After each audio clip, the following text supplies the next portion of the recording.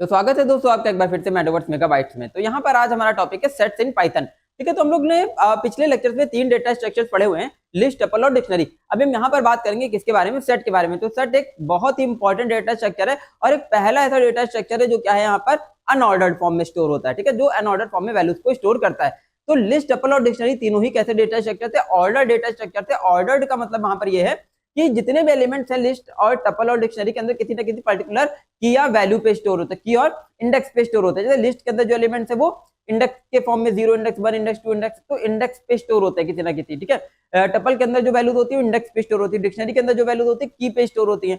तो in list, tuple और dictionary के जो भी एलिमेंट हो किसी पर्टिकुलर की पे या फिर इंडेक्स पे स्टोर होते हैं, लेकिन यहाँ पर कोई भी इंडेक्सिंग का कॉन्सेप्ट नहीं होता है। ठीक है, सेट्स में कोई भी इंडेक्सिंग का कॉन्सेप्ट यहाँ पर नहीं होता है। जो भी एलिमेंट होते हैं बस स्टोर होते हैं मेमोरी के अंदर, इनकी कोई भी इंडेक्सिंग नहीं होती। अगर इनकी कोई इंडेक्सिंग नहीं है तो इनका कोई ऑर्डर नहीं होता, इसीलिए हम इनको क्या बोलते हैं, अनऑर्डर्ड डेटा स्ट्रक्चर। ठीक है, तो चलिए स्टार्ट करते हैं सेट्स के लिए। ठीक है, तो क्या है sets? A set is an unordered collection of comma separated elements. ठीक है, अनऑर्डर्ड कलेक्शन बोला गया, आप ध्यान दीजिएगा। अनऑर्डर्ड, अनऑर्डर्ड मतलब इनका कोई भी ऑर्डर नहीं होता ये, क्योंकि इनके जो एलिमेंट होते हैं किसी पर्टिकुलर इंडेक्सिंग पे स्टोर नहीं होते। तो it is an unordered collection of comma separated elements enclosed with in curly brackets. इसको कहां पर स्टोर करते हैं? कर्ली ब्रैकेट्स के अंदर। ठीक, अब आप कहोगे कि भैया डिक्शनरी को भी तो हम कर्ली ब्रैकेट के अंदर स्टोर करते हैं, but there is a difference. क्या डिफरेंस है? डिक्शनरी के अंदर, ठीक है, जो वैल्यूज स्टोर होती हैं वो की और वैल्यू के पेयर के फॉर्म में होती हैं। ठीक है, नेम, नेम हमने दे दिया जैसे जावा। ठीक है, कॉमा, अब दूसरा एलिमेंट हमने दे दिया। ठीक, दूसरा एलिमेंट हमने कुछ भी दे दिया, ईयर। ठीक है, तो ईयर हमने दे दिया 1990। तो इस तरीके से हम क्या कर सकते हैं, इसके एलिमेंट को स्टोर करा सकते हैं। ठीक, डिक्शनरी के एलिमेंट को कैसे स्टोर करा रहे हैं? ये हो गई की और ये हो गई क्या, उसकी वैल्यू, फिर ये हो गई दूसरी की, फिर ये हो गई दूसरी वैल्यू। तो इस तरीके से की 1 वैल्यू 1, की 2 वैल्यू 2। तो जो डिक्शनरी के एलिमेंट स्टोर होते हैं कैसे स्टोर होते हैं? कर्ली ब्रैकेट के अंदर तो स्टोर होते हैं, बट वो की और वैल्यू के पेयर के फॉर्म में स्टोर होते हैं। ठीक है, की और वैल्यू का पेयर, फिर कॉमा लगा के दूसरी की पेयर की वैल्यू, फिर कॉमा लगा के तीसरी की और पेयर की वैल्यू। तो इस तरीके से कीज और पेयर के फॉर्म में डिक्शनरी के एलिमेंट स्टोर होते हैं। बट यहाँ पर क्या प्रॉब्लम है, मतलब प्रॉब्लम नहीं, यहाँ पर क्या प्रॉपर्टीज है? यहाँ पे प्रॉपर्टी ये है यहाँ पर कि कर्ली ब्रैकेट तो लगाने, बट उसके अंदर की वैल्यू के पेयर के फॉर्म में नहीं, बस नॉर्मली हम नंबर ऑफ एलिमेंट्स को हम डिक्लेयर करा सकते हैं कॉमा सेपरेटेड करके। ठीक है, कॉमा से सेपरेट करके हम क्या कर सकते हैं, नंबर ऑफ एलिमेंट्स को जितने एलिमेंट स्टोर कराने करा सकते हैं, कोई इशू नहीं होने वाला है।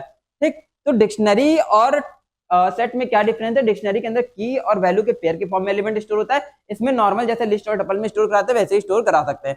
तो यहाँ पर ये जितने भी एलिमेंट्स हैं जो स्टोर है इनकी कोई भी इंडेक्सिंग नहीं है। अगर इंडेक्सिंग नहीं है तो इनका कोई ऑर्डर भी नहीं होगा, इसीलिए हम इनको क्या बोल रहे हैं, अनऑर्डर्ड बोल रहे हैं। ठीक है, आगे देखते हैं तो हम सेट्स को कैसे डिक्लेयर करा सकते हैं भैया। तो हमने एक वेरिएबल ले लिया, माई सेट नाम का एक वेरिएबल ले लिया, कर्ली ब्रैकेट स्टार्ट करेंगे और जितनी वैल्यूज भी स्टोर करानी है कॉमा लगा के सारी वैल्यूज को हम स्टोर करा देंगे। अब क्योंकि यहाँ पर पहले मैंने सेट बनाया हुआ है स्ट्रिंग टाइप का, तो इन्वर्टेड कॉमा के अंदर सारी स्ट्रिंग्स की हमने वैल्यूज स्टोर करा दी। ठीक, लास्ट में कर्ली ब्रैकेट क्या होगा, बंद हो जाएगा। दूसरा सेट हमने क्या लिया, सेट 1 नाम का सेट लिया है, 1 2 3 4 5 6 7 8 9 10 स्टोर करा दिया, तो इंटीजर टाइप की वैल्यूज स्टोर हो गई। तीसरा सेट हमने लिया है, फ्लोटिंग पॉइंट वैल्यूज स्टोर करा रखी है। ठीक है, तो डेसिमल वैल्यूज स्टोर करा रखी है, फ्लोटिंग पॉइंट टाइप का सेट हो गया, मतलब सारी वैल्यूज हो गई। एम्प्टी सेट, ठीक, एम्प्टी सेट की थोड़ी सी बात कर ले। एम्प्टी सेट, अब आप कहोगे एम्प्टी सेट तो भैया ऐसे भी डिक्लेयर करा सकते हैं ना। ठीक, ये एम्प्टी सेट ऐसे भी तो डिक्लेयर कर सकते हैं क्योंकि कर्ली ब्रैकेट के अंदर ही तो लिखना है। तो एम्प्टी कर्ली ब्रैकेट का मतलब एम्प्टी सेट, लेकिन ऐसा नहीं है। एम्प्टी कर्ली ब्रैकेट का मतलब ये होता है एम्प्टी डिक्शनरी। ये किसको डिनोट करता है? डिक्शनरी को डिनोट करता है। ठीक है, अगर हम कर्ली ब्रैकेट ओपन क्लोज करेंगे, ठीक, तो ये किसको डिनोट करेगा? एम्प्टी डिक्शनरी को डिनोट करेगा, ये सेट को नहीं डिनोट करेगा। ठीक है, जैसे कि हम लोग क्या लिख देते हैं, लिस्ट को डिक्लेयर करते हैं, ये एम्प्टी लिस्ट को डिक्लेयर कर सकते हैं, इस तरीके से एम्प्टी टपल को डिक्लेयर कर सकते हैं, बट इस तरीके से एम्प्टी डिक्शनरी डिक्लेयर होती है, ना कि एम्प्टी सेट। ठीक, ये क्या डिक्लेयर कर सकते हैं, एम्प्टी लिस्ट को डिनोट करता है, और ये किसको डिनोट करता है, एम्प्टी टपल को डिनोट करता है। ठीक है, लेकिन ये कर्ली ब्रैकेट अगर ओपन क्लोज करते हैं, एम्प्टी रखते हैं, तो फिर ये किसको डिनोट करेगा, डिक्शनरी को।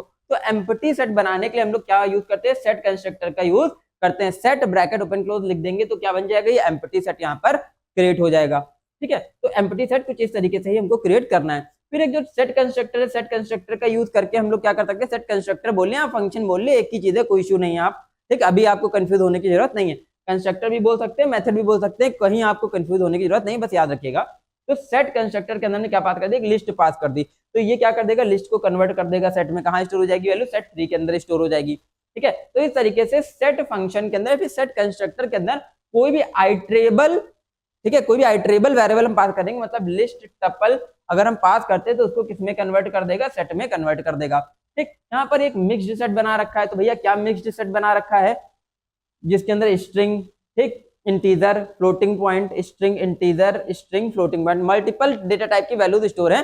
तो मल्टीपल डेटा टाइप की वैल्यूज को भी हम, मिक्स्ड डेटा टाइप की वैल्यूज को भी सेट के अंदर स्टोर करा सकते हैं। ठीक, फिर हमने एक दूसरा सेट बना लिया, इट इज टू बी और नॉट टू बी। ठीक, अच्छा, एक और प्रॉपर्टीज है, ठीक है, एक प्रॉपर्टी यहाँ पर क्या है, नो डुप्लीकेट्स।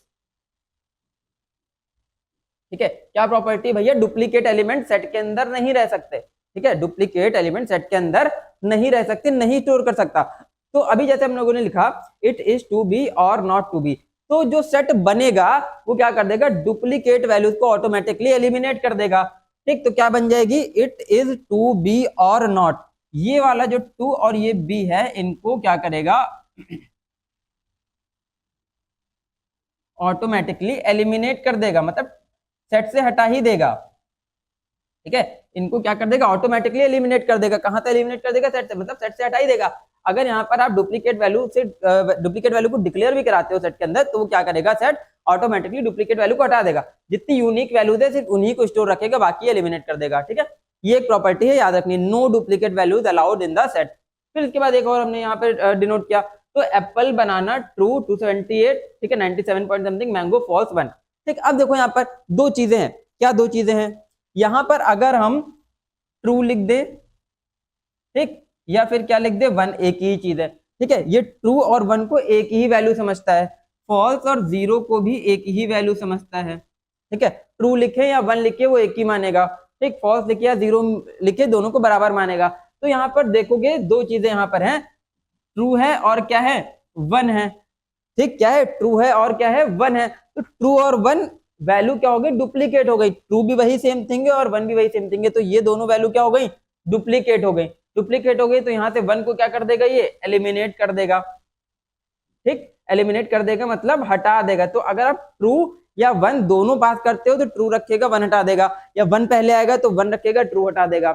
इसके बाद अगर आप फॉल्स और 0 दोनों ही रखते हो तो एक वैल्यू वहां पर हटा देगा, जो पहले आ रही है उसको बाद वाली को हटा देगा। ठीक है, तो इस तरीके से एक ट्रू और 1 एक ही वैल्यू कंसीडर करता है, फॉल्स और 0 को भी एक ही वैल्यू कंसीडर करता है सेट। तो इस तरीके से सेट को हम डिक्लेयर करा सकते हैं। ठीक है, मिक्स्ड सेट भी बना सकते हैं, स्ट्रिंग, ठीक है, फ्लोटिंग पॉइंट का भी सेट बना सकते हैं, तो किस टाइप की वैल्यू का भी सेट बना सकते हो। टपल या लिस्ट को आपको अगर सेट में कन्वर्ट करना है तो सेट फंक्शन के अंदर वो क्या पास कर दोगे, टपल या लिस्ट पास कर दोगे, तो किस में कन्वर्ट हो जाएगा, सेट में कन्वर्ट हो जाएगा। इसके बाद एम्प्टी सेट डिक्लेयर करना है तो सेट मेथड को क्या कर देंगे, सेट कंस्ट्रक्टर को सिर्फ कॉल कर लेंगे, तो यहाँ पर क्या हो जाएगा, एम्प्टी सेट बन जाएगा, क्रिएट हो जाएगा। ठीक है, तो इस तरीके से हम सेट को डिक्लेयर कर सकते हैं। और सेट में अगर हम डुप्लीकेट वैल्यू डिक्लेयर कर रहे हैं तो ऑटोमेटिकली डुप्लीकेट वैल्यूज को वहां पर एलिमिनेट कर देगा, हटा देगा। ठीक है, और ट्रू और फॉल्स, ठीक, डिक्लेयर करते हैं तो ट्रू का मतलब क्या होता है, 1, और फॉल्स का मतलब क्या होता है, 0। तो ट्रू बोले या 0 बोले वो एक ही चीज है, ट्रू बोले या 1 बोले एक ही चीज है, फॉल्स बोले या 0 बोले वो एक ही चीज है। अगर दोनों वैल्यू ट्रू और 1, फॉल्स और 0 दोनों ही एग्जिस्ट कर रही है साथ में, ठीक, तो एक को एलिमिनेट कर देगा वो। ठीक है, तो ये इस तरीके से हमने सीखा कि सेट को डिक्लेयर कैसे कराते हैं। अब आगे चलते हैं। ठीक, तो ये कुछ प्रॉपर्टीज अभी मैंने आपको बताई, क्या है, a set is a built in data type used to store a collection of items in a single variable. तो जैसे लिस्ट में मल्टीपल वैल्यूज स्टोर कर सकते हैं, टपल में स्टोर कर सकते हैं, डिक्शनरी में स्टोर कर सकते हैं, सेम एज इट इज हम सेट में भी स्टोर कर सकते हैं। तो सेट आइटम्स आर अनऑर्डर्ड। ठीक है, सेट आइटम्स आर अनऑर्डर्ड, मैंने भी बताया क्योंकि इनकी कोई पर्टिकुलर इंडेक्सिंग नहीं होती, इसलिए अनऑर्डर्ड है। ठीक, अनचेंजेबल, चेंज नहीं कर सकते, इनके किसी एलिमेंट को हटा सकते हो, नया एलिमेंट ला सकते हैं, लेकिन चेंज नहीं कर सकते, ऑल्टर नहीं कर सकते हैं। ऑल्टर क्यों नहीं कर सकते हैं भैया, ऑल्टर इसलिए नहीं कर सकते क्योंकि उस एलिमेंट को आप एक्सेस कैसे करोगे, एक्सेस करने का कोई तरीका ही नहीं है। ठीक है, इसके एलिमेंट को एक्सेस करने का कोई तरीका ही नहीं। एग्जांपल दिखाता हूं आपको कैसे। मान लो एक लिस्ट ली गई है, ठीक, एक लिस्ट है आपके पास, लिस्ट 1 नाम की लिस्ट है, उसके अंदर कुछ एलिमेंट है 10, 20, 30, 40, कुछ नंबर ऑफ एलिमेंट्स यहाँ पर लिस्ट के अंदर क्या है, स्टोर है। अब 10 स्टोर है 0 पे, ये 1 पे, ये 2 पे, ये 3 पे। ठीक, लिस्ट के अंदर जितने भी एलिमेंट है सब एक पर्टिकुलर इंडेक्सिंग पे होगी, क्योंकि लिस्ट क्या होती है भैया, ऑर्डर्ड होती है। एक लिस्ट क्या है, ऑर्डर है। आप ऑर्डर लिस्ट, आपको किसी भी एलिमेंट को एक्सेस करना है, आपको किसी भी एलिमेंट को एक्सेस करना है तो आप एक्सेस कर सकते हो। कैसे एक्सेस कर सकते हो, उसकी इंडेक्सिंग से एक्सेस कर सकते हो। तो आपने लिख दिया लिस्ट 1 ऑफ 2, तो लिस्ट 1 ऑफ 2, तो लिस्ट 1 के 2 पे क्या है 30, तो 30 प्रिंट हो जाएगा। अब लिस्ट 1 के 2 की इंडेक्सिंग की वैल्यू आपको चेंज करनी है, तो आप क्या लिख सकते हो, लिस्ट 2 इज इक्वल टू 50, तो लिस्ट 2 वाली इंडेक्सिंग पे क्या 30 हट के क्या स्टोर हो जाएगा, 50 स्टोर हो जाएगा। तो इस तरीके से लिस्ट के आइटम को आप एक्सेस कर सकते हो, किसके थ्रू, उसकी इंडेक्सिंग के थ्रू। टपल के आइटम को आप एक्सेस कर सकते हो उसकी इंडेक्सिंग के थ्रू।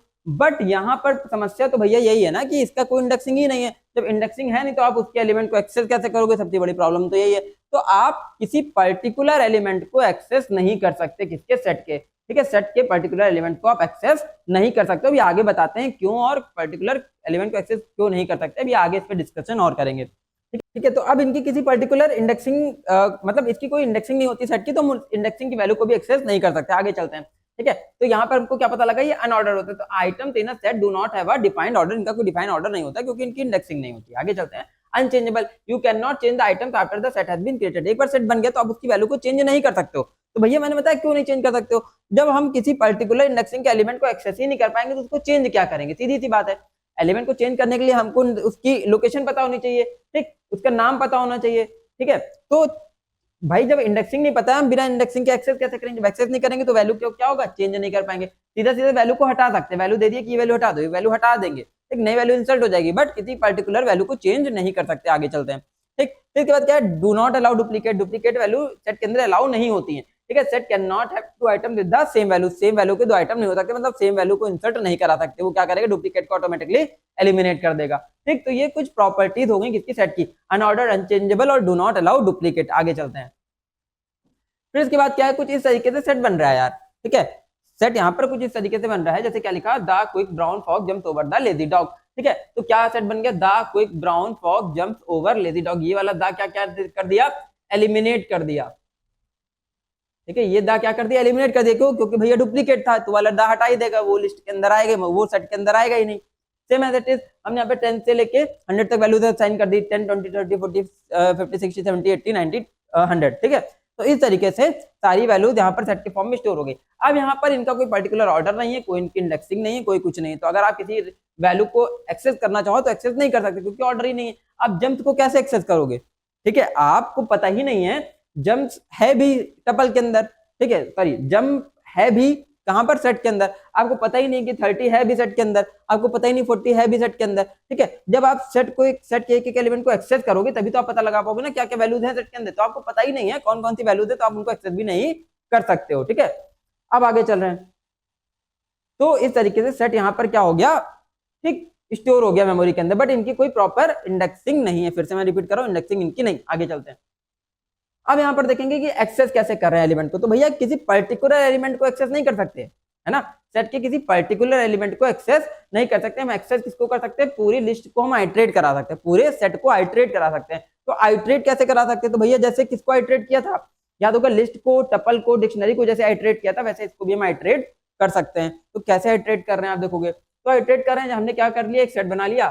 ठीक है, क्या बना लिया, एक सेट बना लिया, किस नाम का, माई सेट नाम का। तो हमने क्या लिख दिया, for x in my set. तो एक्स इन माई सेट, तो एक्स इन माई सेट में क्या होगा, एक एक वैल्यू सेट से निकाल के एक्स के अंदर डालता रहेगा और उसको प्रिंट करता रहेगा।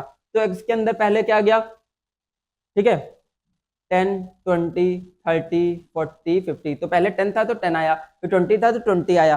ठीक, बट लेकिन एक यहाँ पर मिसकंसेप्शन है। क्या मिसकंसेप्शन है, कि सेट जो प्रिंट होंगे, सारे एलिमेंट जो प्रिंट होंगे इसी ऑर्डर में प्रिंट होंगे।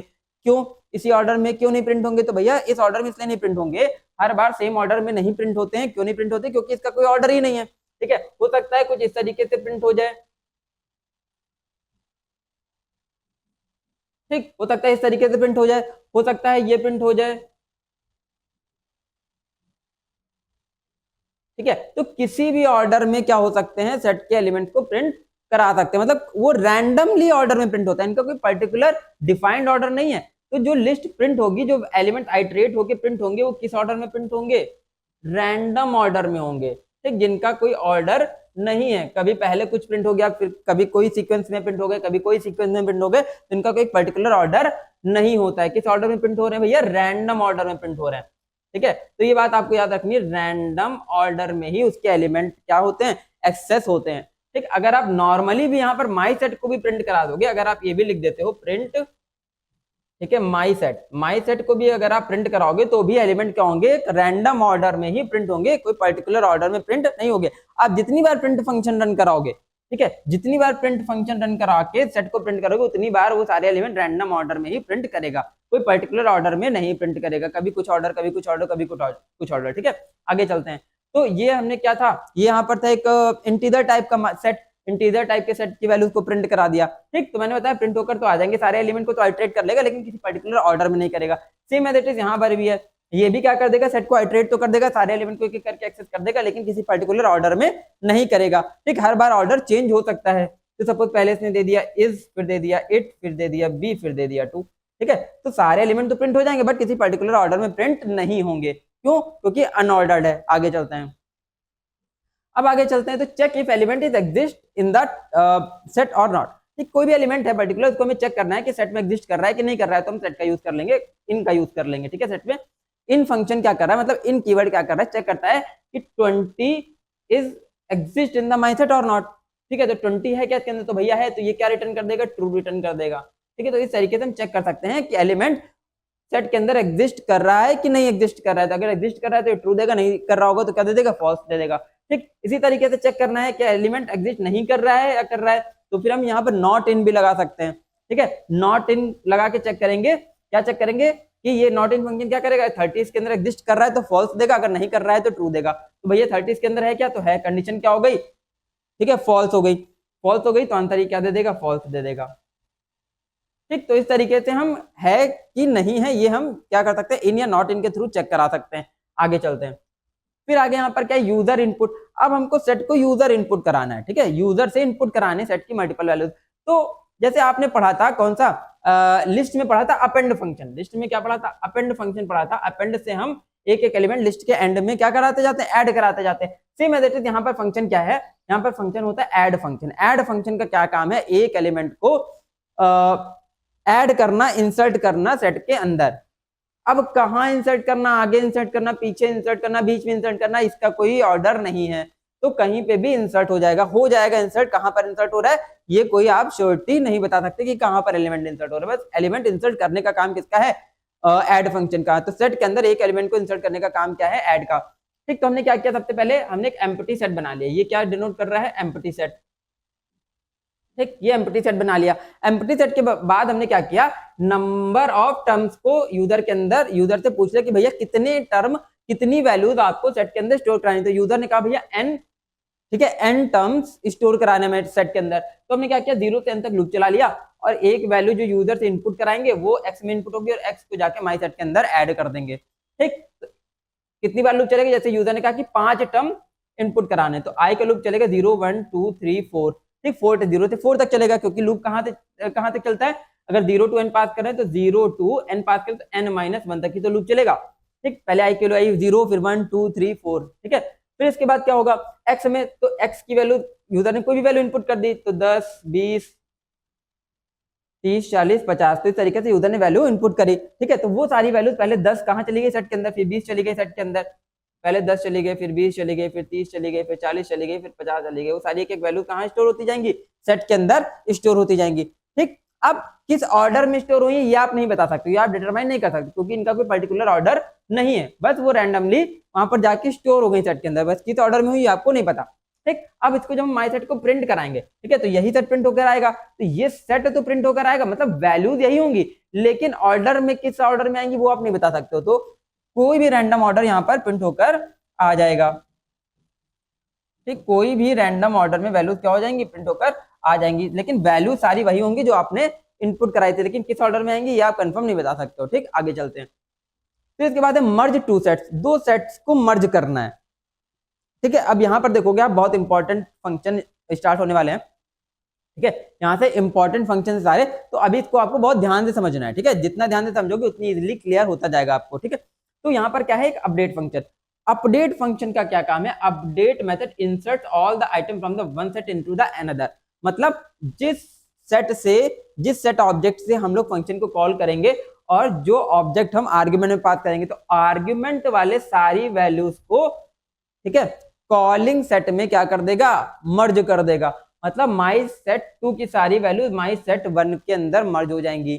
ठीक, तो क्या कर रहा है, update method inserts all the element, ठीक, मतलब माई सेट 2 के सारे एलिमेंट्स को माई सेट 1 में जाके क्या कर देगा, इंसर्ट कर देगा। अब माई सेट 1 में दोनों सेट के एलिमेंट आ गए, अब इसको प्रिंट करा लेंगे, ठीक है। अब इसको हमने क्या किया, प्रिंट करा लिए, तो दोनों के ही एलिमेंट क्या कर देगा, एक ही सेट के अंदर प्रिंट कर देगा। फिर क्या कर रहा है ये, it changes the original set, ठीक, ओरिजिनल सेट को मतलब जिससे हम कॉल कर रहे हैं उसको क्या कर देगा, चेंज कर देगा, and does not return a new set, और नए सेट को रिटर्न नहीं करता है। जिस फंक्शन से हम कॉल कर रहे हैं उसी को अपडेट करके क्या करता है, उसी को अपडेट करके दोनों सेट की वैल्यू उसी के अंदर स्टोर कर देता है। अब अगर हम इसको प्रिंट कराते हैं तो किसी भी ऑर्डर में प्रिंट होकर आ सकती है वैल्यूज, कोई आप पर्टिकुलर ऑर्डर नहीं बता सकते हो, ठीक है।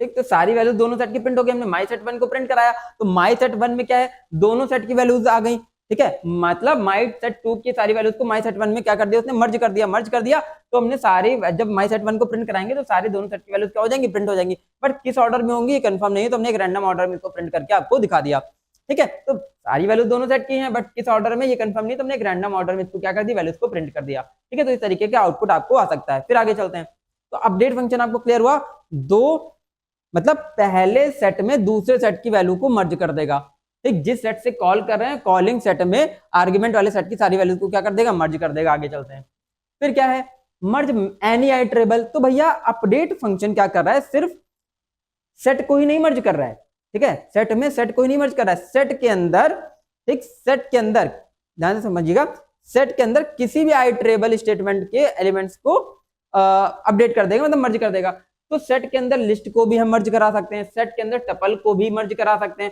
सेट के अंदर डिक्शनरी को भी मर्ज करा सकते हैं, ठीक है। सेट के अंदर टपल, लिस्ट और डिक्शनरी तीनों को ही वो मर्ज कर सकता है, ठीक। लेकिन एक प्रॉपर्टी आपको याद रखनी, मर्ज करने के बाद भी डुप्लीकेट वैल्यू कभी मर्ज नहीं होंगी, ठीक है, डुप्लीकेट वैल्यू मर्ज नहीं होंगी, डुप्लीकेट वैल्यू क्या हो जाएंगी, एलिमिनेट हो जाएंगी, ठीक। तो अपडेट फंक्शन क्या कर रहा है, मर्ज तो कर रहा है, ठीक है, बट एलिमिनेट्स, ठीक है, डुप्लीकेट वैल्यू, ठीक, लेकिन साथ में क्या कर देगा, डुप्लीकेट्स वैल्यू को क्या कर देगा, एलिमिनेट भी करता जाएगा, ठीक। मान लो अगर यहाँ पर हम 30 लेते तो फिर 30 एक ही बार आता, दो बार ना आता, ठीक। यहाँ पर हम इट ले लेते तो इट एक ही बार आता, दो बार ना आता, ठीक है। आगे चलते हैं, तो यहाँ पर क्या आउटपुट आ जाएगा, ये क्या करेगा, माई लिस्ट, मतलब इस लिस्ट के सारे एलिमेंट को माई सेट में जाके क्या कर देगा, इंसर्ट कर देगा, ठीक है, मर्ज कर देगा। तो क्या आंसर प्रिंट हो जाएगा, 10 इट इज 22, ठीक, बी और 30।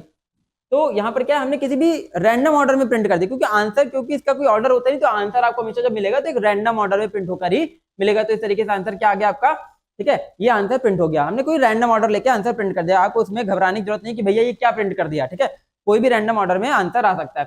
फिर यहाँ पर सेट और टपल, तो टपल को ले जाके टपल के सारे एलिमेंट सेट के अंदर जाके क्या कर देगा, मर्ज कर देगा। तो क्या आउटपुट आ गया, माई सेट पे जब प्रिंट करा लेंगे तो क्या प्रिंट हो जाएगा, 40, 10, 20, 30, 50, 60, इस तरीके से सारे एलिमेंट टपल के कहाँ मर्ज हो जाएंगे, माई सेट में। माई सेट को हम प्रिंट करा लेंगे तो कुछ रैंडम ऑर्डर में सेट प्रिंट होकर आ जाएगा। फिर इसके बाद डिक्शनरी, अब डिक्शनरी में आप कहोगे तो भैया की भी है और वैल्यू भी है, ठीक है, की भी है और वैल्यू भी है, तो क्या मर्ज कर देगा, की मर्ज कर देगा, वैल्यू मर्ज कर देगा, तीनों मर्ज कर देगा, भैया सिर्फ की मर्ज करेगा, क्या मर्ज करेगा, की, ठीक है। तो क्या आउटपुट आ जाएगा यहाँ पर, माई सेट को अगर प्रिंट कराते हैं तो, ठीक है, की 1, ठीक, क्या प्रिंट कर देंगे, की 2, 10, 20, की 3 और 30, ठीक। तो इस तरीके से सिर्फ कीज को ही मर्ज करेगा, ना कि वैल्यूज को, ठीक है। जब भी डिक्शनरी को मर्ज कराएंगे सेट के अंदर अपडेट फंक्शन के थ्रू, तो क्या अपडेट कर देगा, डिक्शनरी की सारी जो क्या होंगी, सारी यहाँ पर जो कीज है, कीज को सेट के अंदर मर्ज कर देगा। तो इस तरीके से कुछ सेट आपका बनकर आ जाएगा, ठीक। तो हमने क्या देखा अभी, अपडेट फंक्शन बहुत इंपॉर्टेंट है, दो फंक्शन अभी देख लिए, add function, update function. Add function का क्या काम है, एक एक एलिमेंट को सेट के अंदर इंसर्ट करना, ठीक। अपडेट का काम क्या है, दो आइटरेबल स्टेटमेंट को, किसी भी आइटरेबल वेरिएबल को, आइटरेबल वेरिएबल को सेट के अंदर मर्ज करना, ठीक है, दो सेट को मर्ज करना या फिर किसी भी आइटरेबल स्टेटमेंट को सेट के अंदर मर्ज करना। तो सेट और लिस्ट को भी मर्ज कर सकते हैं, ठीक है, सेट और टपल को भी मर्ज कर सकते हैं, सेट और डिक्शनरी को भी मर्ज कर सकते हैं। आगे चलते हैं अभी, ठीक है, remove any item using the remove method. अब किसी भी आइटम को रिमूव करना, मैंने आपको बताया था कि सेट को आप अपडेट नहीं कर सकते, चेंज नहीं कर सकते, किसी वैल्यू को चेंज नहीं कर सकते हो, क्योंकि उसको आप एक्सेस ही नहीं कर पाओगे तो चेंज कैसे करोगे, लेकिन कंप्लीटली रिमूव कर सकते हो। तो रिमूव कैसे करोगे, केस फंक्शन के थ्रू, रिमूव फंक्शन के through. Remove method remove the specified element from the set, it will raise an error if the specified element does not exist. ठीक है, तो अब क्या है, आपने लिखा, आपने क्या लिखा कि my set dot remove two, तो टू है क्या, टू है, टू को रिमूव कर दिया। ठीक है, टू वहां से क्या हो जाएगा, रिमूव हो जाएगा। अब क्योंकि डुप्लीकेट तो हो ही नहीं सकते, ठीक, तो दोबारा टू आने की कोई पॉसिबिलिटी नहीं, एक बार टू आया, एक बार उसको क्या कर देगा, हटा देगा। फिर यहाँ पर क्या है, माई सेट, हमने लिखा माई सेट डॉट रिमूव दा, तो दा तो भैया है नहीं कहीं लिस्ट के अंदर, तो क्या दे देगा, एरर दे देगा, क्या की एरर या एलिमेंट एरर दे देगा। ठीक है, क्या नहीं है यहाँ पर, दा नहीं है, तो दा के लिए एरर देगा, एरर दे देगा, बता देगा भैया ये एलिमेंट जो आप डिलीट करना चाहते हो, हटाना चाहते हो, यहाँ पर एग्जिस्ट नहीं कर रहा है। ठीक है, तो एक दे देगा एरर। तो रिमूव फंक्शन क्या करता है, अगर एलिमेंट मिल रहा है तो उसको हटा देगा, अगर नहीं मिल रहा है तो क्या दे देगा, एक एरर दे देगा। ठीक, वो एरर से आप जान जाओगे कि एलिमेंट वहां पर एग्जिस्ट नहीं कर रहा है। आगे चलते हैं। फिर दूसरा मेथड है remove item using discard function. तो डिस्कार्ड भी वही काम कर रहा है जो रिमूव कर रहा था, बट अगर कोई एलिमेंट नहीं मिलता है टपल नहीं मिलता है सेट के अंदर, तो वो क्या कर देगा, एरर नहीं देगा। ठीक है, डिस्कार्ड फंक्शन एरर नहीं देगा, उसकी जगह नन दे देगा। ठीक, बस उसको वो हटाएगा नहीं। तो क्या यहाँ पर कर रहा है, तो my set dot discard two, my set dot discard two, ठीक है, टू को डिस्कार्ड कर देगा। ठीक, तो क्या होगा, यहाँ से टू हट जाएगा, माई सेट से टू यहाँ से हट गया। फिर यहाँ पर क्या है, माई सेट डॉट डिस्कार्ड दा, तो दा तो कहीं है नहीं, तो कुछ भी नहीं हटेगा, सेम एज इट इज, यही सेट यहाँ पर मेंटेन रहेगा। ठीक, एलिमेंट मिला तो हटा दिया, नहीं मिला तो वही सेट मेंटेन रहेगा, बट यहाँ पर कोई एरर नहीं आएगी। ठीक, क्या आ जाएगा यहाँ पर, नो एरर, कोई एरर यहाँ पर नहीं आएगी। ठीक, सेम एज इट इज क्या कर देगा, माई सेट प्रिंट कर देगा। और यहाँ पर क्या था, यहाँ पर क्या कर रहा था, यही वाला स्टेटमेंट क्या दे देगा, एरर दे देगा, तो यहाँ पर ये सेट प्रिंट होकर नहीं आएगा। ठीक है, तुम रिमूव फंक्शन से कोई एलिमेंट रिमूव करोगे, अगर वो एग्जिस्ट नहीं कर रहा है तो एरर दे देगा। ठीक, डिस्कार्ड फंक्शन से कोई एलिमेंट डिलीट कर रहे हो, तो वो अगर एग्जिस्ट नहीं कर रहा है तो कोई एरर नहीं देगा। ठीक, आगे चलते हैं। फिर यहाँ पर क्या है, remove the item using pop method. ठीक, अब आपको क्या समस्या आ रही है, अगर कोई भी रैंडम एलिमेंट यहाँ से डिलीट करना है तो आप क्या लगा लो, पॉप लगा लो। ठीक है, कोई भी रैंडम, किसी को परेशान करना, रैंडम फंक्शन क्या करना, लगा दोगे, मतलब पॉप फंक्शन लगा दोगे, कोई भी रैंडम वैल्यू उठा के पॉप कर देगा। अब आप ये नहीं पता लगाओगे कि कौन सी वैल्यू पॉप करी। ठीक है, लेकिन जो वैल्यू पॉप करेगा वो रिटर्न करेगा, वो रिटर्न करेगा तो कहां पर आ जाएगी, एक्स में आ जाएगी। उस एक्स को यहाँ पर क्या कर सकते हो, आप प्रिंट करा सकते हो। तो this method remove the random element from the set, this method return the removed item. ठीक है, ये क्या करता है, रिमूव्ड आइटम को या डिलीटेड एलिमेंट को रिटर्न भी करता है कि भैया ये देखो, ये हमने ये वाला हटा दिया। ठीक है, वो एलिमेंट जो हटाया वो एक्स में आ जाएगा, एक्स को यहाँ पर क्या कर लोगे, प्रिंट करा लोगे। ठीक, और जो एलिमेंट हटेगा वो माई सेट से क्या हो जाएगा, गायब हो जाएगा। फिर यहाँ पर same as it is my set dot pop, कोई भी रैंडम एलिमेंट हटा दिया, सपोज इसने हटा दिया 30, एक्स की वैल्यू प्रिंट कराएंगे तो 30 प्रिंट कर देगा। अब अगर सेट प्रिंट कराओगे तो कुछ इस तरीके से प्रिंट कर देगा। ठीक, जहां पर 30 नहीं होगा। ठीक, क्लियर हुआ होगा। ठीक है, तो क्या पॉप कर दिया उसने, कोई भी रैंडम एलिमेंट सपोज 30 हटा दिया, तो अगर हम प्रिंट करा देंगे माई सेट को, यहाँ पर 30 आपको देखने के लिए नहीं मिलेगा। ठीक है, तो तीन फंक्शन हमने देख लिए, पहला देखा रिमूव, फिर देखा डिस्कार्ड, फिर देखा पॉप। तो रिमूव फंक्शन रिमूव करता है बट एरर देता है अगर एलिमेंट एग्जिस्ट नहीं करता है, डिस्कार्ड मेथड एरर नहीं देता अगर वैल्यू एग्जिस्ट नहीं कर रही, और पॉप क्या करता है, किसी भी रैंडम एलिमेंट को हटा देता है। ठीक है, आगे चलते हैं। तो यहाँ पर वैल्यू एग्जिस्ट या ना एग्जिस्ट करने का कोई पॉसिबिलिटी नहीं है, यानी कि वो रैंडमली अपने मन से कोई ना कोई एलिमेंट हटा देगा। ठीक है, आगे चलते हैं। फिर यहाँ पर क्या है, क्लियर मेथड। तो क्लियर मेथड क्या करता है, एम्प्टी सेट को डिनोट करता है, एम्प्टी सेट रिजल्ट में दे देगा। ठीक है, जैसे यहाँ पर मैं चलाया क्लियर फंक्शन, तो ये क्या रिटर्न कर देगा, सेट इस तरीके से कुछ वैल्यू प्रिंट करेगा स्क्रीन पर, यानी कि एम्प्टी सेट को प्रिंट कर देगा। यहाँ पर अगर हमने क्लियर फंक्शन चलाया तो इसके सारे एलिमेंट डिलीट कर दिए, और क्या मेथड यहाँ पर क्या मैसेज प्रिंट कर देगा, सेट, ठीक है, ब्रैकेट ओपन क्लोज, यानी कि एम्प्टी सेट को डिनोट करने के लिए करली ब्रैकेट ओपन क्लोज नहीं करेगा, क्योंकि ये तो एम्प्टी डिक्शनरी बताता है। तो ये क्या करेगा, सेट ब्रैकेट ओपन क्लोज इस तरीके से यहाँ पर एम्प्टी सेट को प्रिंट कर देगा।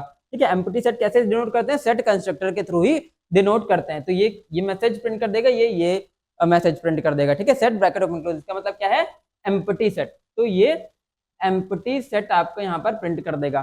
ठीक, आगे चलते हैं। फिर यहाँ पर है डेल कीवर्ड। डेल कीवर्ड क्या करता है, कंप्लीटली सेट को कंप्लीटली हटा देता है, मतलब मेमोरी से ही हटा देगा आपका सेट। ठीक है, तो मेमोरी से हटा देगा, डेल माई सेट, तो पूरा मेमोरी से ही उसने माई सेट को हटा दिया। तो अगर आप माई सेट को प्रिंट कराओगे तो ये क्या आएगी, यहाँ पर एरर आएगी, मतलब ऐसा कोई एलिमेंट एग्जिस्ट नहीं कर रहा है। यहाँ पर भी क्या आएगी, एरर आएगी, मतलब ऐसा कोई वेरिएबल एग्जिस्ट नहीं कर रहा है, क्योंकि उसको हम पहले मेमोरी से डिलीट कर चुके हैं। ठीक, आगे चलते हैं।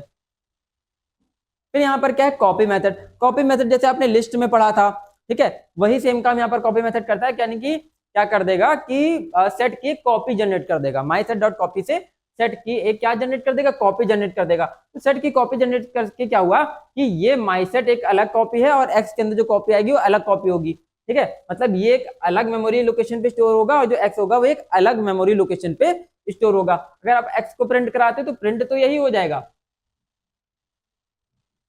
ठीक है, इट इज टू बी और नॉट। ठीक, इस तरीके से प्रिंट तो वही सेट हो जाएगा, बट ये एक अलग मेमोरी होगी। ठीक है, डिफरेंट मेमोरी।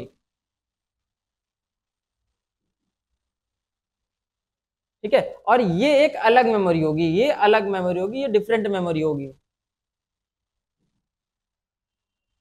ठीक है, तो कॉपी का मतलब क्या है, जब कॉपी बनाते हैं किसी भी एलिमेंट की तो दोनों कॉपी, मतलब जो ओरिजिनल कॉपी है, जो कॉपीड कॉपी है, वो दोनों अलग अलग मेमोरी लोकेशन पे स्टोर होती है। मान लिया ये इसका एड्रेस है, मान लिया 1000, तो और ये वाली जो कॉपी हुई सपोज कहाँ स्टोर है, 2000 पे, तो अलग अलग मेमोरी एड्रेस पे दोनों क्या है, स्टोर है। तो इस तरीके से यहाँ पर कॉपी जनरेट हो जाएगी। ठीक, किसकी कॉपी जनरेट होगी, माई सेट की। कौन कहाँ किस वेरिएबल में स्टोर होगी, नई कॉपी एक्स वेरिएबल में स्टोर होगी। अब इसका मतलब क्या है, अगर आप माई सेट में कोई चेंज करोगे तो एक्स में चेंज नहीं होगा, अगर आप एक्स में चेंज करोगे तो माई सेट में कोई चेंज नहीं होगा, क्योंकि दोनों अलग अलग कॉपी हो जाएंगी। ठीक है, अगर आप नॉर्मली कॉपी बनाते हो, अगर आप इस तरीके से लिख दोगे x is equal to my set, ठीक है, तो यहाँ पर एक कॉपी नहीं बनी, मतलब वही सेम सेट दो अलग अलग वेरिएबल्स में स्टोर है।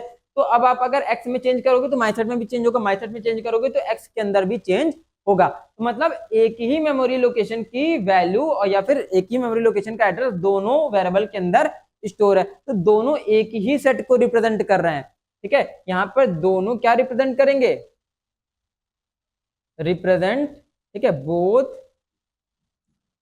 Variable represents single set. ठीक है, दोनों एक ही सेट को यहाँ पर क्या कर रहे हैं, रिप्रेजेंट कर रहे हैं। अगर हम x is equal to my set लिख देते हैं, अगर अलग अलग मेमोरी के अंदर अलग अलग सेट के फॉर्म में इनको स्टोर कराएं तो हम लोग क्या लगाते हैं, कॉपी फंक्शन लगाते हैं। ठीक, अभी आगे चलते हैं।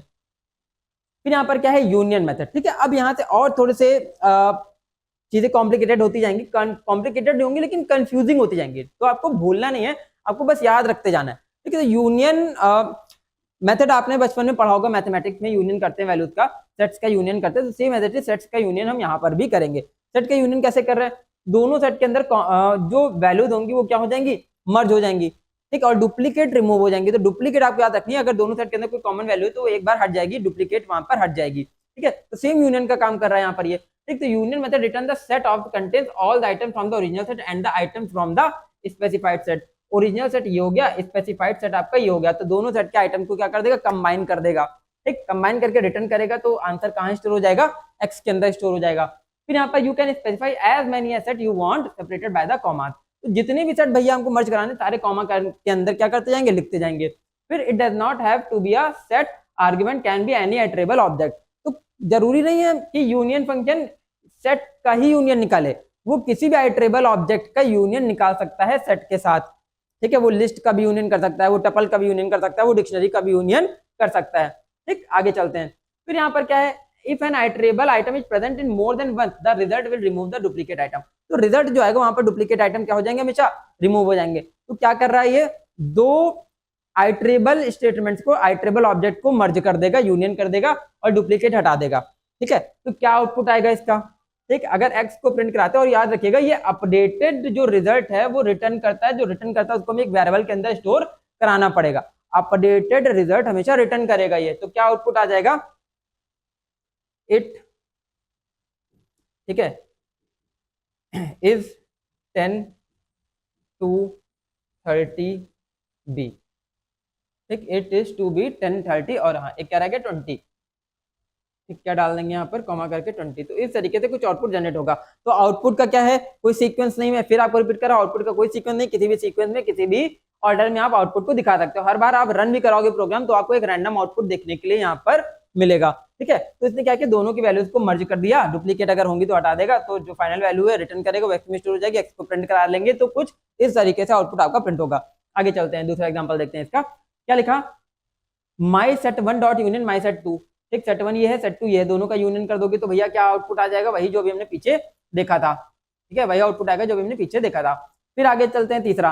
अब यहाँ पर my set 1 my set 2 my set 3, तीनों को हम यूनियन करें तो माई सेट 1 डॉट यूनियन। अब बाकी के जितने भी सेट हैं आप कॉमा करके ब्रैकेट के अंदर पास कर सकते हो, ठीक है। तो क्या आउटपुट आएगा एक्स में, तो एक्स में आउटपुट आ जाएगा 10 20 30 40 50 60 70 80 90, ठीक। कोई भी ऑर्डर में हमने प्रिंट करा दिया, ठीक है। तो इस तरीके से तीनों सेट क्या हो जाएंगे, मर्ज होकर आ जाएंगे। फिर यहाँ पर क्या है, एक सिंबल है। कौन सा सिंबल है, ये और का सिंबल जो होता है, ठीक। ये जो डंडी होती है सीधे, इस सिंबल का काम भी क्या होता है, यूनियन करना, ठीक। क्या करना, यूनियन करना, ठीक। एक जो सीधी डंडी है उसका काम भी क्या है, यूनियन करना है। थोड़ा इज्जत से बना देता हूं मैं। तो ये जो डंडी है, इस सिंबल का काम क्या है, यूनियन का काम करना है, ठीक है।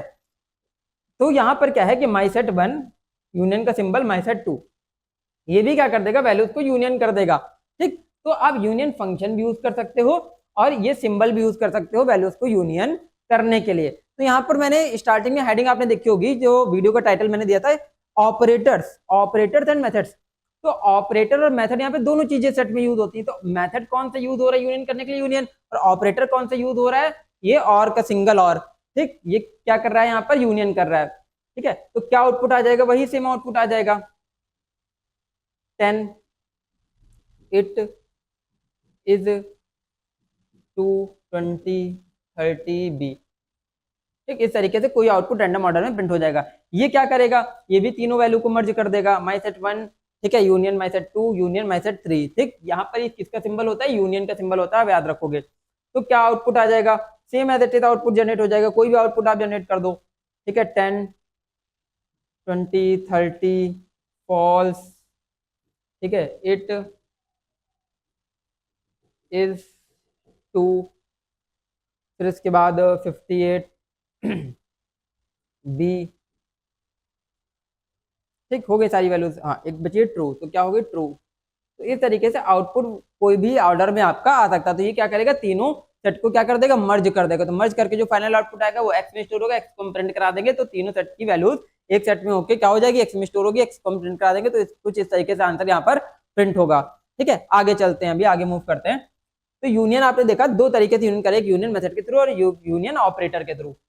फिर आगे क्या है, union of the union with operables, ठीक है, आइट्रेबल्स, ठीक। तो आइट्रेबल्स का यूनियन करना, जैसे हमने किसका यूनियन किया था अभी, सेट्स का सिर्फ यूनियन किया था। यहाँ पर आइट्रेबल का यूनियन मतलब लिस्ट, टपल, डिक्शनरी सबका यूनियन कर देंगे, ठीक है, सबको मिला देंगे। देखो कैसे मिला रहे हैं, तो my set dot union, bracket के अंदर क्या पास कर दिया, माई लिस्ट, ठीक है। तो दोनों आंसर क्या होंगे, मर्ज होकर आ जाएंगे। आई थिंक आपको ये आउटपुट बताने की भी नीड नहीं, आप खुद समझ गए होगे। दोनों को क्या कर देंगे, यूनियन कर देंगे, तो दोनों कंबाइंड फॉर्म में एक ही सेट के फॉर्म में आउटपुट प्रिंट हो जाएगा, जैसे कि मैंने पीछे प्रिंट किया था, ठीक है। सेम एज इट इज, एक सेट ले लिया, एक लिस्ट ले लिया, एक टपल ले लिया, तो तीनों के एलिमेंट को क्या कर देंगे, मर्ज कर देगा, एक सेट बना देगा, सेट का आंसर एक्स में आएगा, एक्स को हम प्रिंट करा देंगे। तो सेम आउटपुट आएगा, वही जो भी हमने यहाँ पर ये वाला आउटपुट देखा था, वही सेम आउटपुट आएगा। यहाँ पर भी वही सेम आउटपुट आएगा जो भी हमने पीछे देखा था, ठीक है। बट यहाँ पर क्या होंगे, डुप्लीकेट रिमूव हो जाएंगे, तीनों वगैरह को डुप्लीकेट होंगे। तो यहाँ पर कोई डुप्लीकेट नहीं है, ठीक है। 10 20 30 40 50 60 70 80 90 कोई डुप्लीकेट नहीं, यहाँ पर कोई डुप्लीकेट नहीं, बट यहाँ पर डुप्लीकेट एग्जिस्ट कर रहे हैं।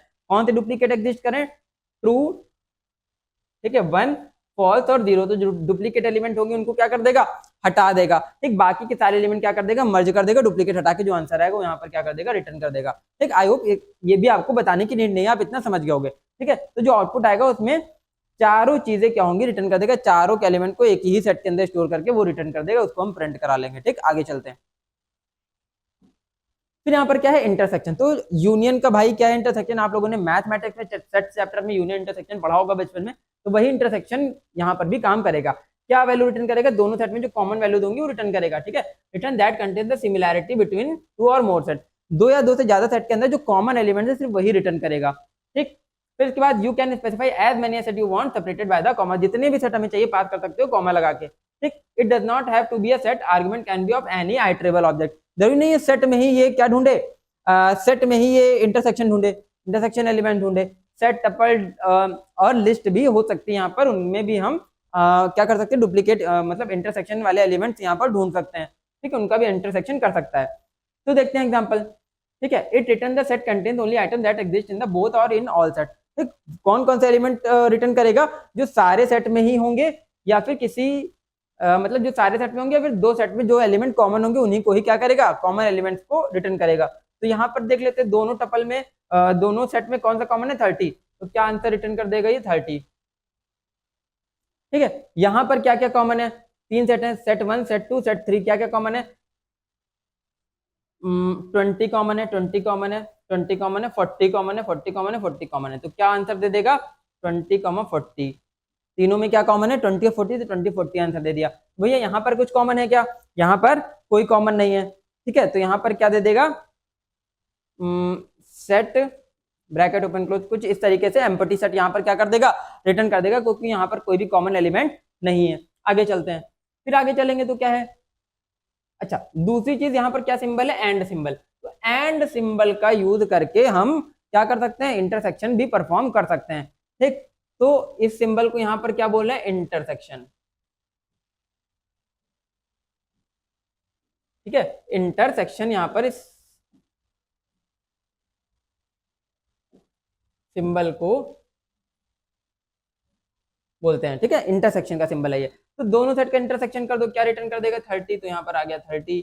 यहाँ पर तीन सेट का इंटरसेक्शन कर दो, तीनों सेट का इंटरसेक्शन कर दोगे तो क्या आउटपुट आ जाएगा 20 और 40, वही जो दोनों एलिमेंट कॉमन थे। फिर यहाँ पर दोनों सेट में कोई कॉमन एलिमेंट है क्या, 0 और 1। ठीक है, तो यहाँ पे क्या रिटर्न कर देगा 0 एंड 1। ठीक, एक बार 1 और एक बार 0 रिटर्न कर देगा। इस तरीके से क्या कर देगा, ये माई सेट में कॉमन वैल्यूज को रिटर्न कर देगा। आगे चलते हैं। ठीक, यहाँ पर 0 1 क्यों कॉमन है, क्योंकि फॉल्स और 0 को एक ही वैल्यू समझेगा। ठीक है, और ट्रू और 1 को एक ही वैल्यू समझेगा। ठीक है, तो यहाँ पर 0 है और फॉल्स है, एक तो ये कॉमन है आपका 0 और फॉल्स। ठीक, एक आपका दूसरा क्या कॉमन है, ट्रू और 1 कॉमन है। ठीक है, एक 1 ये भी है, तो क्या करेगा, सिर्फ कॉमन वैल्यू 0 और 1 रिटर्न कर देगा, बाकी सारी वैल्यूज क्या कर देगा, एलिमिनेट कर देगा। ठीक, आगे चलते हैं। फिर यहाँ पर देखोगे इंटरसेक्शन ऑफ आइट्रेबल, तो इंटरसेक्शन किसका, आइट्रेबल्स का इंटरसेक्शन देखते हैं। भैया किसको किसको इंटरसेक्ट कर रहा है, माई सेट और माई लिस्ट को, दोनों में कोई कॉमन है क्या, नहीं है, तो क्या रिटर्न कर देगा, एम्प्टी सेट। ठीक, फिर इसके बाद तीनों लिस्ट टपल और सेट को तीनों को इंटरसेक्ट कर रहा है, तो क्या क्या वैल्यूज यहाँ पर कॉमन है, 20 और 40। ठीक है, नहीं सिर्फ क्या कॉमन है 40 40 और 40, 20 नहीं है। ठीक, तो क्या रिटर्न कर देगा, सिर्फ 40 रिटर्न कर देगा। फिर आगे चलते हैं। फिर यहाँ पर क्या है, set list tuple tuple tuple. ठीक है, एक सेट है, एक लिस्ट है और 2 टपल है। इनमें भैया तीनों में क्या कॉमन है, चारों में क्या कॉमन है, कुछ कॉमन है क्या। ठीक है, एक तो कॉमन है 2 और 2 और 2 और 2 और 2, और तो कुछ कॉमन नहीं है 10 20 30। ठीक, और इसके अलावा कुछ कॉमन नहीं है, तो क्या आ जाएगा यहाँ पर और 2, ये आउटपुट आ जाएगा। ठीक है, और 2 ये आउटपुट आपका यहाँ पर आ जाएगा। तो चारों आइट्रेबल्स में जो कॉमन होगा वो यहाँ पे क्या कर दिया, उसने रिटर्न कर दिया। आगे चलते हैं। फिर यहाँ पर क्या है, intersection update of the set. तो इंटरसेक्शन अपडेट भी इंटरसेक्शन की तरह ही काम करता है। ठीक, याद रखिएगा, इंटरसेक्शन अपडेट भी इंटरसेक्शन की तरह ही काम करता है, बट यहाँ पर ओरिजिनल सेट को क्या कर देगा, वो अपडेट कर देगा। ठीक है, जिस सेट से फंक्शन कॉल करेंगे उस सेट को अपडेट करके जो रिजल्ट होगा उस सेट में ही स्टोर करा देगा। ठीक, ये अपडेटेड वैल्यू ये रिजल्ट को रिटर्न नहीं करता। यहाँ पर क्या कर रहा था, इंटरसेक्शन फंक्शन क्या कर रहा था, अपडेटेड रिजल्ट को रिटर्न कर रहा था। ये वाला फंक्शन क्या कर रहा है, अपडेटेड फंक्शन को, अपडेटेड वैल्यू को रिटर्न नहीं करता, अपडेटेड रिजल्ट को मतलब रिटर्न नहीं कर रहा है। ये क्या कर रहा है, इसी माई सेट के एलिमेंट्स को ही अपडेट करके रिजल्ट इसी के अंदर क्या कर देगा, स्टोर कर देगा, अलग से रिटर्न नहीं कर रहा था। ठीक, इंटरसेक्शन क्या करता है, रिटर्न करता है, तो आंसर हमें वेरिएबल के अंदर स्टोर कराना पड़ता है। जो फाइनल आंसर होगा इंटरसेक्ट करके जो वैल्यूज आएगी, जो टपल जो सेट आएगा वो रिटर्न करेगा, वो एक्स के अंदर स्टोर होगा। यहाँ पर रिटर्न ना करके इसी ओरिजिनल सेट को ही अपडेट कर देगा। तो भैया दोनों में कोई कॉमन है क्या, 30 कॉमन है। ठीक है, तो माई सेट में क्या आंसर आ जाएगा 30, तो ये माई सेट को ही चेंज करके 30 बना दिया। ठीक है, माई सेट वन में 10 20 30 था, तो अपडेट कर दिया, हटा दिया सारी वैल्यूज, क्या स्टोर कर दिया यहाँ पर 30 स्टोर कर दिया, जो कॉमन एलिमेंट है वो आ जाएगा। ठीक, तो जिस सेट से कॉल करेंगे उसी सेट को अपडेट करके उसी के अंदर रिजल्ट स्टोर कर देगा। आगे चलते हैं, तीनों में क्या कॉमन है, ठीक है 40 20 40 20। ठीक, 40 20, तो माई सेट की वैल्यू जो ही है वो क्या कर देगा, 40 20 कर देगा। तो माई सेट 1 वाला सेट ही अपडेट होके क्या बन जाएगा, 40 20 बन जाएगा। आगे चलते हैं, कुछ कॉमन है क्या, नहीं है। ठीक, तो माई सेट की वैल्यू यहाँ पर माई सेट 1 होगा, तो माई सेट 1 की वैल्यू क्या हो जाएगी यहाँ पर, एम्प्टी सेट। तो सेट ब्रैकेट ओपन क्लोज इस तरीके से एम्प्टी सेट यहाँ पर आ जाएगा। आगे चलते हैं। फिर यहाँ पर क्या है, intersection update of iterable. तो आई ट्रेबल मतलब लिस्ट, टपल और डिक्शनरी के साथ अगर मैं इंटरसेक्शन फाइंड करना है तो भैया same as it is function लगा दो, my set dot intersection update my list. दोनों में कुछ कॉमन है क्या, नहीं है, तो क्या दे देगा, एम्प्टी सेट दे देगा। ठीक है, इन तीनों में कुछ कॉमन है क्या, ठीक, कॉमन देख लेते हैं, 10 10 10 10 कॉमन है, तो यहाँ पर क्या आउटपुट आ जाएगा, माई सेट की वैल्यू आ जाएगी 10, तो यहाँ पर क्या प्रिंट हो जाएगा, 10 प्रिंट हो जाएगा। लेकिन जो 10 है वो कहाँ स्टोर है, माई सेट के अंदर स्टोर है। मतलब माई सेट के अंदर पहले 10 20 30 40 था, अभी माई सेट की वैल्यू कितनी हो गई, 10 हो गई। जो रिजल्टेंट सेट आया वो सिर्फ यहाँ पर स्टोरेज, जो इंटरसेक्शन करके आंसर आएगा सिर्फ वही यहाँ पर माई सेट के अंदर स्टोर होगा, प्रीवियस वैल्यू क्या हो जाएंगी, हट जाएंगी सारी। फिर यहाँ पर देख लेते हैं चारों में कुछ कॉमन है क्या, ठीक है, तो चारों में कुछ कॉमन है क्या, इट इज और टू बी, ठीक है, तो 2 कॉमन है, तो यहाँ 2 कॉमन है, यहाँ 2 कॉमन है, यहाँ 2 कॉमन है, तो 2 कॉमन हो गया। इसके अलावा कुछ कॉमन है क्या, और कॉमन है, और कॉमन है, ठीक, और कॉमन है, और 2 कॉमन है, तो माई सेट की वैल्यू यहाँ पर कितनी हो जाएगी, और 2 हो जाएगी। इसके अलावा तो कुछ कॉमन नहीं है, बी, और कुछ कॉमन नहीं है, ठीक है, तो यहाँ पर क्या हो जाएगी, माई सेट की वैल्यू और 2 आ जाएगी। तो अपडेटेड सेट जो होगा वो रिटर्न करेगा, वो कहाँ स्टोर हो जाएगा, माई सेट की वैल्यू ही अपडेट होकर ये रिजल्टेंट सेट के फॉर्म में स्टोर हो जाएगी। ठीक है, तो ये वाला जो सेट है वो कहाँ स्टोर हो गया, माई सेट को प्रिंट कराएंगे तो ये यहाँ पर क्या होगा, प्रिंट हो जाएगा। तो ओरिजिनल जो माई सेट था वो यहाँ पर क्या हो गया, रिप्लेस होकर ये वाली वैल्यू यहाँ पर स्टोर हो जाएगी। आगे चलते हैं।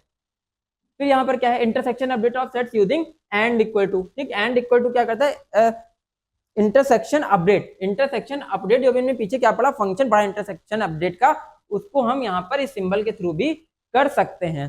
ठीक है, लेकिन प्रॉब्लम क्या है, ये आइट्रेबल को इंटरसेक्ट नहीं करेगा, ये सिर्फ सेट को ही क्या करेगा, इंटरसेक्ट करेगा, इंटरसेक्ट अपडेट करेगा।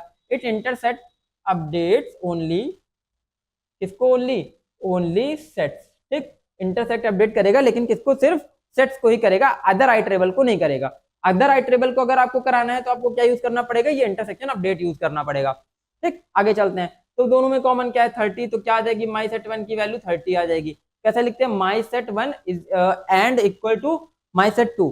ठीक, एंड इक्वल टू ऑपरेटर का यहाँ पर यूज करेंगे। ठीक है, ये आ गया। अब आपको मल्टीपल सेट को अगर आपको कराना है इंटरसेक्ट, तो आप क्या पास कर दोगे, माई सेट 1, मतलब एक तो मेन लोगे जिससे आप कॉल कर रहे थे। ठीक है, तो my set 1 and equal to my set 2 and my set 3। ठीक है, my set 2 and my set 3। तो माई सेट 2 माई सेट 3 को किससे कर देगा, अपडेट कर देगा, माई सेट 1, मतलब माई सेट 1 को अपडेट करके कॉमन वाली वैल्यूज माई सेट 1 में ही क्या कर देगा, स्टोर कर देगा। तो क्या क्या कॉमन वैल्यूज है यहाँ पर, 20 40 20 40 20 40, तो माई सेट 1 की वैल्यू यहाँ पर कितनी हो जाएगी, 20 और 40 हो जाएगी। ठीक है, आंसर कहाँ स्टोर कर रहा है, यहाँ पर माई सेट 1 में, यहाँ पर आंसर कहाँ स्टोर कर रहा था, माई सेट 1 में, मतलब जिसके थ्रू आप कॉल कर रहे हो उसी में ही क्या कर देगा, ये आंसर स्टोर कर देगा। ठीक, तो ये हो गया आपका इंटरसेक्शन अपडेट। आगे चलते हैं, अभी आगे चलते हैं। डिफरेंस आपको पता है क्या है, मतलब एक सेट में दूसरा सेट क्या कर दोगे भैया, माइनस कर दोगे। तो method return the set that contain the difference between two sets. ठीक है, the return set contains only item that exist only in the first set at not in the both set. ठीक है, तो अगर आप इस तरीके से कॉल कर रहे हो तो वही एलिमेंट से रिटर्न करेगा जो सिर्फ माई सेट 1 में, माई सेट 2 में नहीं होने चाहिए, जो सिर्फ किसमें है, कॉलिंग वाले सेट में है, ओरिजिनल सेट में जो एलिमेंट है वही रिटर्न करेगा। ठीक, कौन सा एलिमेंट रिटर्न कर रहा है, जो पहले सेट में है, कॉलिंग सेट में है, बट सेकंड सेट में नहीं होने चाहिए। तो क्या रिटर्न कर देगा, 10 और 20।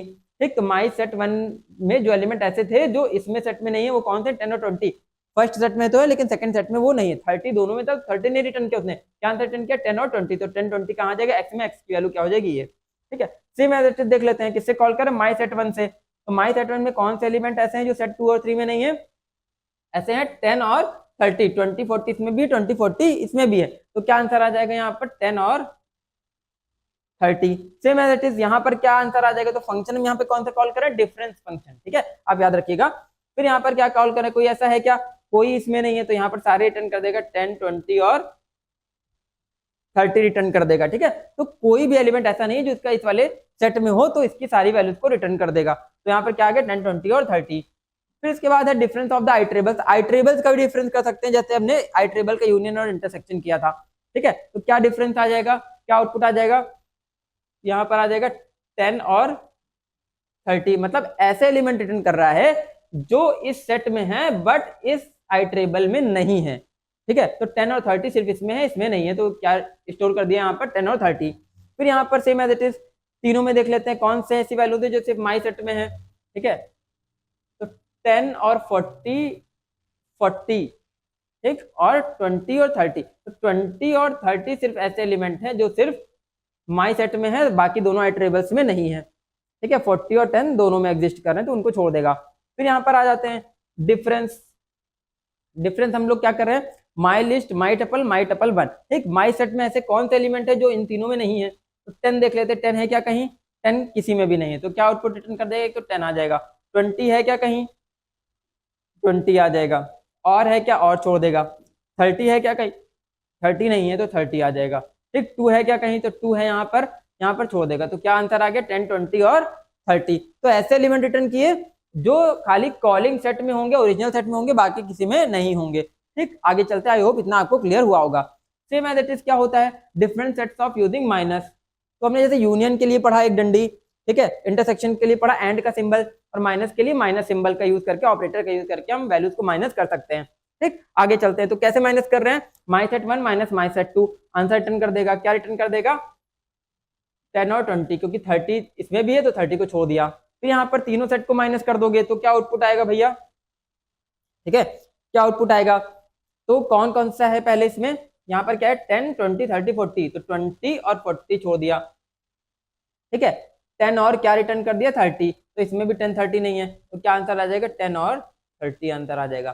ठीक, तो क्योंकि 20, 40 नीचे भी है, 20, 40 इसमें भी है, तो क्या आंसर आ गया, 10 और 30 आंसर आ गया। आगे चलते हैं, फिर यहाँ पर क्या डिफरेंस अपडेट यूजिंग आइटरेबल्स। तो डिफरेंस अपडेट वो भी किसकी तरह काम करता है, डिफरेंस की तरह ही काम करता है, बट यहाँ पर कॉलिंग सेट को अपडेट कर देता है, ओरिजिनल सेट को अपडेट कर देगा। यहाँ पर डिफरेंस तो निकालेगा दोनों का, लेकिन आंसर कहाँ स्टोर कर रहा है, माई सेट में आंसर स्टोर कर रहा है। डिफरेंस फंक्शन सिर्फ क्या कर रहा था, वो आंसर को रिटर्न कर रहा था, तो एक वेरिएबल में स्टोर करा रहे थे।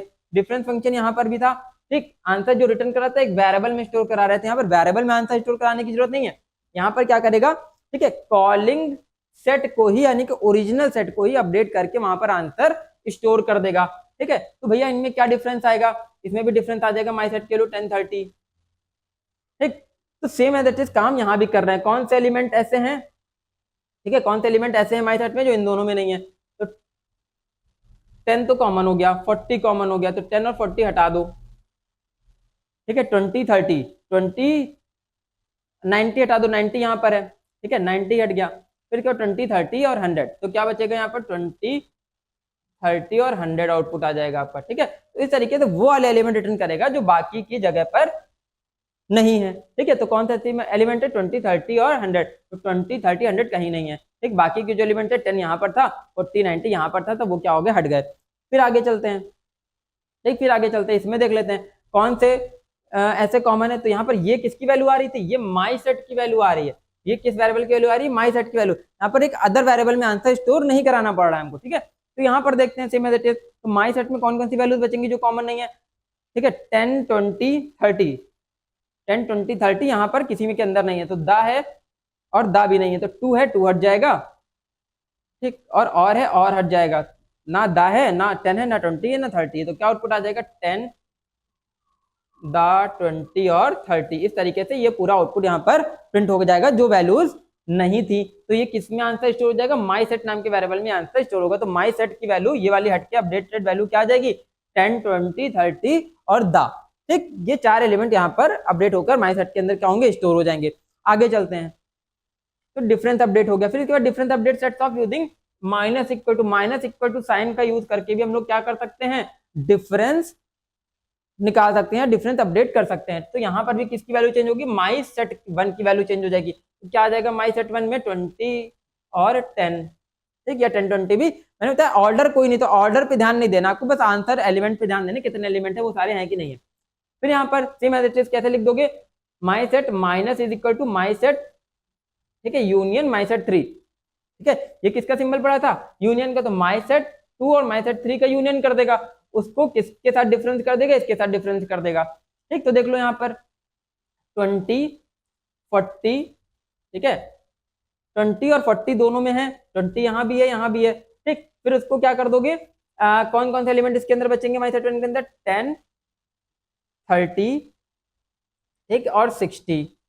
ठीक है, 20 और 40 हट गए, ठीक, तो क्या बना 10, 30 और 60। तो ये माई सेट 1 की वैल्यू कितनी हो गई यहाँ पर 10, 30, 60। यहाँ पर माई सेट की वैल्यू कितनी हो गई थी 20 और 10। ठीक, तो यहाँ पे कुछ इस तरीके से मल्टीपल सेट को भी यहाँ पर डिफरेंस अपडेट आप करा सकते हो। ठीक है, आई होप इतना आपको क्लियर हुआ। कोई डाउट है तो आप कमेंट सेक्शन में भी पूछ सकते हैं। ठीक है, तो वो सारे एलिमेंट आ गए जो पहले सेट में तो है, कॉलिंग सेट में, ओरिजिनल सेट में तो है, बट अदर वाले सेट में नहीं होने चाहिए।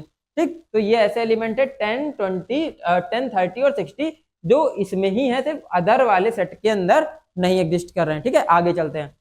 फिर यहाँ पे नेक्स्ट क्या है, symmetric difference of the sets. ठीक है, क्या है सिमेट्रिक डिफरेंस। तो सिमेट्रिक डिफरेंस भैया क्या होता है, तो सिमेट्रिक डिफरेंस क्या है, method return the set that contains all the item from the both set except the item that are present in the both set.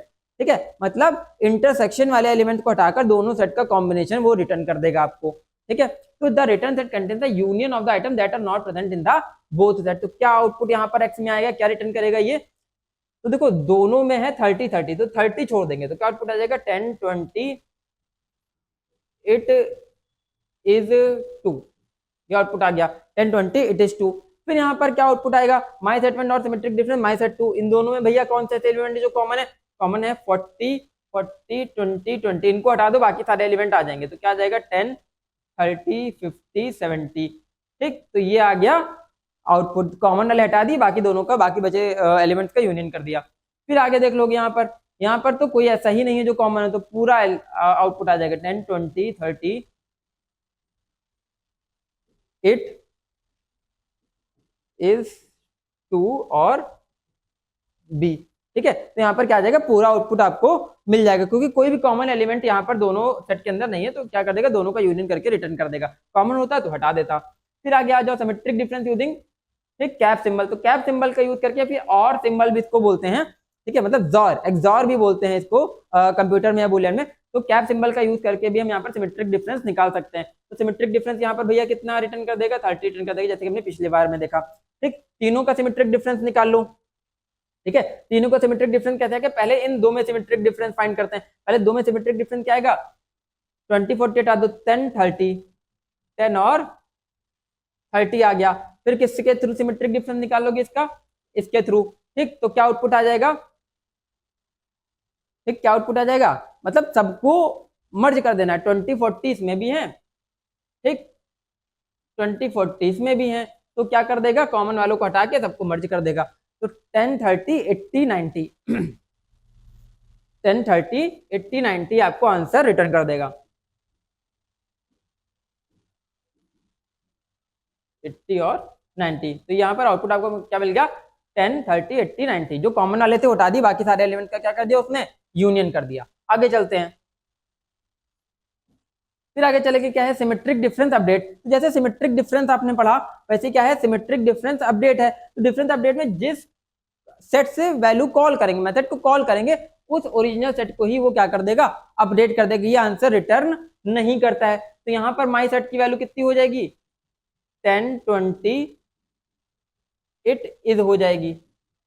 ठीक, क्या हो जाएगी, 10, 20, इट इज हो जाएगी। यहाँ पर क्या हो जाएगी, my set symmetric difference update, my set 2। ठीक है, तो कौन से एलिमेंट कॉमन है, 2 कॉमन है, 2 कॉमन है, तो क्या आ जाएगा आंसर यहाँ 10, 20, 30, इट इज बी। ठीक, तो इस तरीके से आउटपुट आ जाएगा, मतलब कॉमन वाले एलिमेंट हटा दिए, बाकी इनको क्या कर दिया इसने, ठीक है, बाकी सारे एलिमेंट्स को यूनियन कर दिया। ठीक, फिर आगे चलते हैं इसके बाद।